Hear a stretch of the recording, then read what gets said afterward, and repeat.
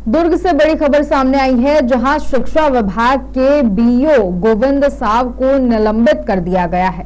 युक्तियुक्तकरण की प्रक्रिया में अतिशेष शिक्षकों की सूची बनाए जाने में गोविंद साव ने अपनी पत्नी कुमुदिनी को कूटरचना करते हुए अतिशेष सूची से बचाने का प्रयास किया था, जिसको लेकर दुर्ग कलेक्टर अभिजीत सिंह ने बीईओ गोविंद साव को सस्पेंड कर दिया है। आपको बता दें कि युक्तियुक्तकरण को लेकर काउंसलिंग की प्रक्रिया दुर्ग के खालसा स्कूल में की जा रही है, जहां अतिशेष शिक्षकों की सूची जारी की गई है। लेकिन आनन फानन में तैयार की गई सूची को लेकर शिक्षक फेडरेशन विरोध करता दिखाई दे रहा है। दावा आपत्ति के लिए भी शिक्षकों को समय नहीं दिया गया। यहाँ तक कि जो संशोधित सूची जारी की गई थी उसकी जानकारी तक शिक्षकों को नहीं थी। वहीं कई स्कूलों में पद रिक्त होने के बावजूद उसकी जानकारी काउंसलिंग में नहीं दी जा रही है और शिक्षकों की पद स्थापना जहां की जा रही है उनको उसी जगह पर काम करने का दबाव दिया जा रहा है। शासकीय पूर्व माध्यमिक शाला सुपेला में पदस्थ हूँ सर। जो युक्तिकरण का लिस्ट निकाला गया है उसमें इतनी भी संगतियां हैं और उनको सुधारने का दावा आपत्ति करने का मौका ही नहीं दिया गया। मैं अपने स्कूल के बारे में बताना चाहती हूँ कि एक जो मैडम है जागेश्वरी देवांगन, उसका कार्यकाल 3 महीना बचा है बस। वो हिंदी की टीचर है, लेकिन उसको कला के अतिशेष में रखा गया है और वहाँ हिंदी का एक भी अब टीचर नहीं रह जाएगा, है ना। उसके बाद जो कला विषय में हम 3 कहो कि मुझे कला विषय में अतिरिक्त अतिशेष बताया गया। और जो हमारे प्रधान पाठक है पूर्व माध्यमिक शाला के, वो दिव्यांग है, दृष्टिबाधित है, वो बिल्कुल भी नहीं देख सकते हैं। उनको कला विषय मानकर उसको पदस्थ किया गया है। तो बताइए, अब जो युक्तिकरण कर रहा है बच्चों की गुणवत्ता लाने के लिए किया जा रहा है और यहाँ आपको लगता है कि ये गुणवत्ता आ पाएगा।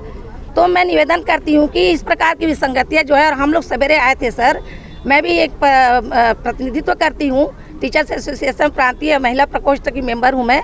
हमने बहुत रिक्वेस्ट की अधिकारियों से कि हमको 2 दिन का टाइम दे दीजिए। हम लोग कल से घूम रहे हैं सर, विधायकों के पास भी गए कि सर हमको 2 दिन का टाइम, सब जिले में 2-2 दिन का टाइम दिया जा रहा है, तो दुर्ग जिले में ऐसी क्या उनकी परेशानी है कि टाइम नहीं दिया जा रहा है। और एक शिक्षक के साथ इतना बदतमीजी से पेश आ रहे हैं, वार्निंग देते हैं। पुलिस की गाड़ी आके खड़ी है और हमारे एक साथी को तो पकड़ के अरेस्ट करके ले जाने वाले भी थे और हम सभी लोगों ने घेरा, उनको बचाया। तो इतने सारे तानाशाही के साथ युक्तिकरण कर रहे हैं, वो बहुत निंदनीय है। हमारे संगठन की ओर से मैं निंदा करती हूँ।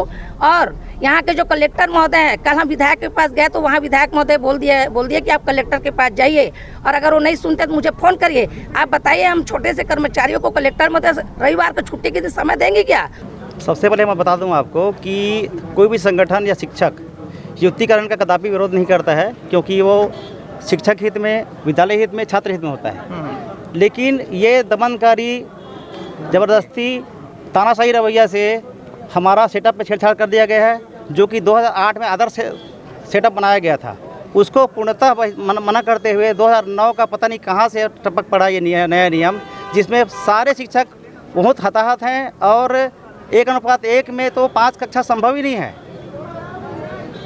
जो ये बोलते हैं कि दर संख्या के अनुपात में कर रहे हैं, पूर्णतः गलत है और सारे नियम को ताक में रखकर किया जा रहा है। हमारा विरोध केवल इसी का है कि 2008 सेटअप के आधार पर क्यों नहीं। यदि युक्तिकरण करना ही है तो 2008 के आधार पर कीजिए, वो तो आदर्श सेटअप था। लेकिन चूंकि नई भर्ती न करना पड़े, इसी के नाम से केवल स्थापना व्यय या पता नहीं निजी विद्यालय के दबाव में या पता नहीं क्या सोच के हमारी लगातार हमारे से संघर्ष चलते आ रहा है, लेकिन आज तक हमें कभी बुलाया नहीं गया।